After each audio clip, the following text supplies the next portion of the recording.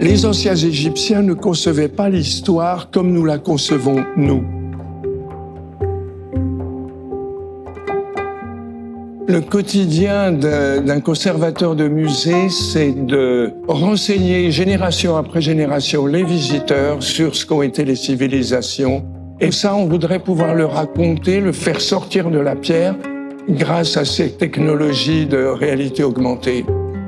Avec ce partenariat entre Snapchat et le musée du Louvre, on va pouvoir rendre visible ce qui était invisible. Moi, c'est ça qui me paraît très important, c'est répondre à la curiosité du visiteur.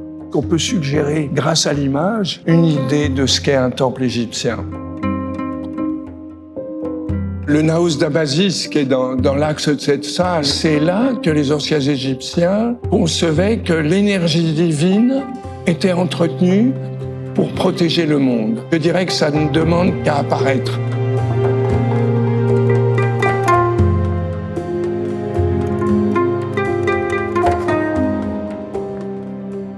Cette chapelle des ancêtres présente une façon d'expliquer que le pouvoir royal est une théocratie absolue. Le roi est le descendant des dieux et le fils des dieux.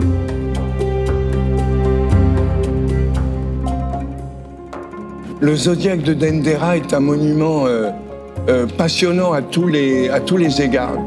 Babylone, l'Égypte et le monde gréco-romain se retrouvent dans ce zodiaque. On peut évoquer ça, on peut le rendre sensible. Comme élément de médiation, comme élément d'explication publique, il y a un champ qui s'ouvre et qu'il faut vraiment explorer.